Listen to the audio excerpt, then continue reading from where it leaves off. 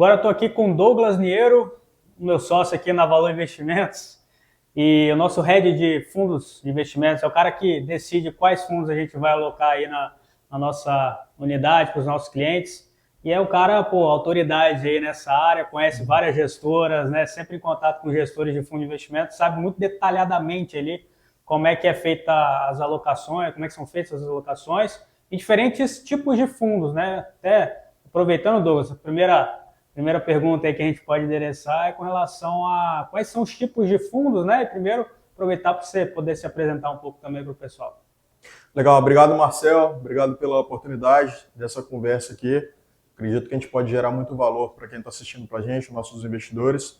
Acho que a primeira coisa que a gente precisa entender, né, como que funciona o fundo de investimento, tá?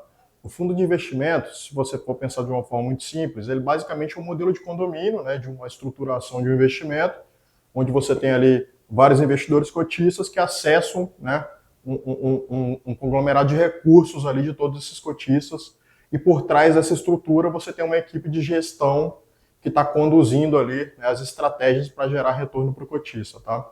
Dito isso, né, aí você tem as segregações dos fundos, tá? Então, fundos você tem um universo que você parte ali desde um fundo, né, muito simples ali, que investe no Tesouro Selic, um fundo referenciado daí, um fundo soberano, passando por fundos pouco mais sofisticados de renda fixa, onde você tem, por exemplo, as estratégias de crédito privado, que acessam algumas debêntures e letras financeiras, e você avança no mundo dos isentos, né? Então, dentro dos fundos de investimento de renda fixa, você tem os fundos de infraestrutura, que são isentos de imposto de renda, que compram debêntures de infraestrutura dentro das suas alocações. Avançando mais um pouco, você pode entrar ainda em renda fixa dentro dos fundos high yield, né, de alto retorno, de crédito estruturado, onde você tem uma operação muito sofisticada de renda fixa com retorno potencial bem elevado, e você praticamente fecha ali o pacote, né, do universo dos fundos de renda fixa. São chamados FDICs também, né? FDICs, né, Fundos de Investimento em Direitos Creditórios, né? Aí você fecha ali esse pacote de renda fixa, então até o momento você já consegue perceber, né, a dimensão, a profundidade de oportunidades dentro de fundos. Avançando mais um pouco, né, você entra nos chamados multimercados, né? E multimercado, muito mais do que um fundo que compra um pouco de ações, um pouco de juros, né, que às vezes as pessoas pensam que é isso, ele é um fundo que ele tem uma liberdade muito grande de estratégias, né? O gestor, por exemplo, ele pode estar olhando ali para uma operação de câmbio, né, apostando de repente numa valorização do dólar contra o real, do euro contra o dólar, então ele pode montar uma operação nesse sentido. Ele pode apostar, por exemplo, no mercado de commodities, né, ele está apostando numa valorização do petróleo, por exemplo, numa desvalorização de commodities agrícolas, né, então tem uma estratégia nesse sentido. Ele pode entrar dentro do mercado de juros, né, apostar numa elevação da taxa de juros futuro e tudo mais. Então tem um universo muito grande dentro dos multimercados do que pode ser explorado, né? Então são estratégias geralmente mais descorrelacionadas, tá? Depois a gente avança e a gente vai para os conhecidos fundos de ações, né? E os fundos de ações, muito mais do que você comprar uma única ação, né, como já aconteceu no passado, você tinha um fundo lá que é Petrobras FIA, né? Então só comprava Petrobras, né? Esse é um modelo, de certa forma, bem obsoleto, né, de estratégia de fundos. Monoativo, né? Monoativo. Hoje você tem estratégias de gestão ativa, onde você tem uma equipe por trás ali com vários analistas, dois gestores, e aí o que se propõe a fazer ali o gestor de um fundo de gestão de ações de gestão ativa, né? Ele vai selecionar dentro do universo de cobertura de ações quais são as ações que ele entende que vão ter uma performance a superar o benchmark de escolha dele.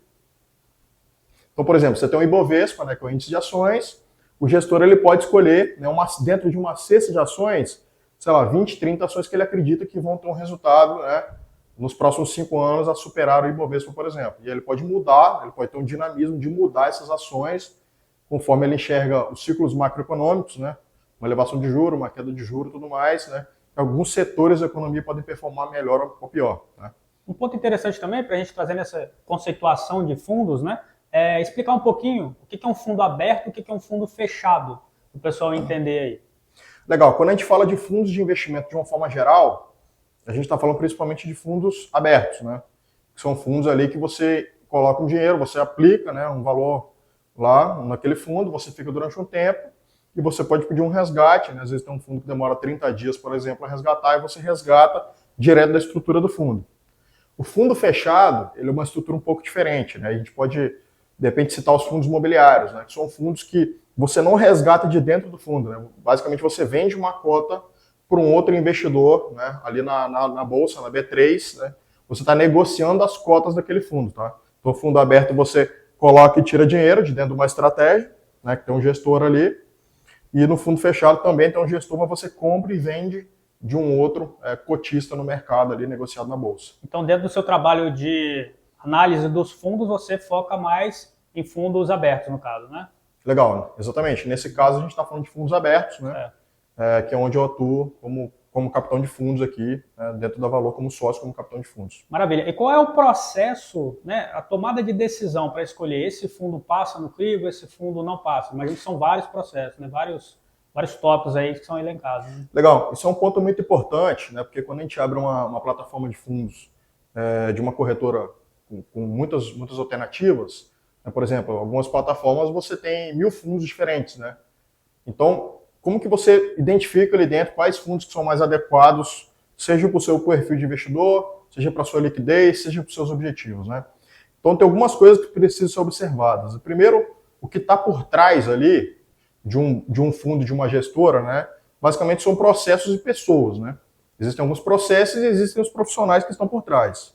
Como que a gente avalia se isso é robusto e se você tem uma qualidade de fato? Aí você tem duas análises principais, que são a qualitativa e a quantitativa. A análise quantitativa, você estava olhando principalmente para a parte de resultados, de números. Né? Você tem aquela primeira foto do fundo, né? Como é que isso aqui foi contra o benchmark, o CDI, por exemplo? Né? Como que foi contra o Ibovespa? Qual o tamanho da estratégia? Quantos milhões, quantos bilhões de reais? Isso numa janela grande? Você olha, depende do perfil, do tipo de fundo, você pode olhar numa janela de 1 ano, 2 anos, 3 anos, ou você pode olhar nas janelas móveis, né? Como que ele foi em diferentes janelas, né? Então você consegue entender, por exemplo, um perfil de consistência de resultados. Então você está nessa análise mais quantitativa. Custos, você olhar tudo isso, né? Depois você tem uma segunda análise, que ela é qualitativa. Na qualitativa, ela é uma análise um pouco mais detalhada, onde você precisa sentar, né, ali com a equipe de gestão, com os gestores, né, junto com o seu time de análises, e você vai tentar entender, por exemplo, quem são as pessoas por trás dessa estratégia. Há quanto tempo que esse time está operando junto, né? Quantos gestores, quantos analistas eu tenho nessa equipe? Qual o tamanho da gestora? Qual a sustentabilidade do negócio dessa gestora, dado esse tamanho de operação? E você vai também muito na parte de processos, né? Como que são tomadas essas decisões? Como que o gestor decide se ele tem que comprar uma ação ou outra, né? Como que ele decide se é o momento de vender essa ação? Qual o tamanho da posição que o gestor pode ter? E aí, no conjunto dessas análises quantitativas ou qualitativas, por exemplo, a gente consegue tomar uma decisão, né, se faz sentido alocar naquele fundo ou não. Né? A gente ultrapassa, né, aquela visão inicial, a gente vai muito além de só olhar um gráfico, tá bonito, tá entregando retorno. A gente vai muito além para tentar entender como que aquele retorno é extraído e a quais riscos eu estou exposto, né, alocando meu capital, o capital de um investidor nesse tipo de fundo aqui. Afinal, a gente investe para frente, né, Douglas? A gente investe para trás. Então, às vezes a gente pega alguns clientes até apresentando algumas possibilidades de alocação para a gente, né, perguntando, pô, esse fundo é bom, Exatamente. não é? Olhando o retrospecto ali, né, uma janela para o passado, mas às vezes tem um cenário, por exemplo, um fundo que foi beneficiado pela alta do dólar, que seja, né? Exatamente. E aí, se olhar naquela janela passada, ele apreciou o valor das cotas por conta disso, mas e aí, daqui para frente, né? O dólar ele vai ter essa apreciação que teve, sim ou não? Muito nos fundos de crédito privado também, né? Que é a questão do fechamento do spread de crédito, né? Essa análise de olhar para trás, no mercado a gente chama de backtest, né? Você cria uma composição ali de ativos, ou você analisa um ativo individualmente, e você faz um histórico para trás e tenta entender como que aquilo entregou resultado, né? Como que foi o resultado, tá? Só que mais do que entender, de ver aquele resultado, é entender de onde que veio, né? E você citou muito bem aqui a questão dos fundos dolarizados, por exemplo. Em algumas janelas de tempo, né? Você pega do início da pandemia até final de 2021, 2022, por aí, o dólar ele teve uma escalada muito forte. Aí o investidor que entra exatamente naquele momento ali, olhando para trás, ele pode estar colocando um risco que é o quê? Comprando um investimento dolarizado no momento que o dólar já teve uma correção mais forte. É parecido com as ações, né? Comprando na alta, né? Exato. Né? Pode ser que suba mais? Pode, mas você está comprando um movimento que já foi realizado. Né? Uhum. Na parte de renda fixa, a mesma coisa. Né? As debêntures, elas têm um mecanismo de marcação, né? Chamado ali, você tem um spread de crédito, uma taxa, né, existente nas debêntures. Essas taxas elas mudam conforme as variações de mercado, as negociações. E dependendo do movimento que acontece no mercado, se você olha 12 meses para trás, aquilo teve um resultado excepcional. Mas qual a chance dessa continuidade desse movimento? Spread de crédito é um indicador que a gente monitora, né? Diariamente, semanalmente. Exato. Os assessores monitoram isso para saber qual é o combustível, vamos dizer assim, que a gente tem ainda para queimar nos ativos de crédito privado, né, para ter alguma valorização, né? Um dos indicadores que são analisados, né? Eu diria que é um prêmio, né? O spread de crédito, né, quando você olha Conceitualmente uma análise... seria o quê, um spread de crédito? Só para explicar para o pessoal. De uma forma mais simples, eu posso te dizer que é um prêmio, tá? Por exemplo, o investidor que quer comprar um ativo pós-fixado, ele vai lá e ele compra, por exemplo, um Tesouro Selic. Né? O Tesouro Selic ele vai ter um retorno, sei lá, próximo de 100% do CDI. Tá? Por que você investiria em uma debênture? Que atratividade você teria de se investir em uma debênture se você tem um CDI lá? Debênture é um título emitido por empresa. Exato. Né? Você vai correr o risco de uma empresa para comprar um título dela, se você pode comprar o Tesouro Selic. Então você tem que ter um prêmio, você tem que ter um retorno adicional. Então a gente chama de spread de crédito, por exemplo, você tem lá CDI mais X%. Esse X% pode ser 0,5%, 1%, 2%. Isso é o spread de crédito, né? É aquele retorno adicional ali associado a um prêmio de risco, né? Por exemplo, que existe no título para gerar uma atratividade naquele investimento. Perfeito.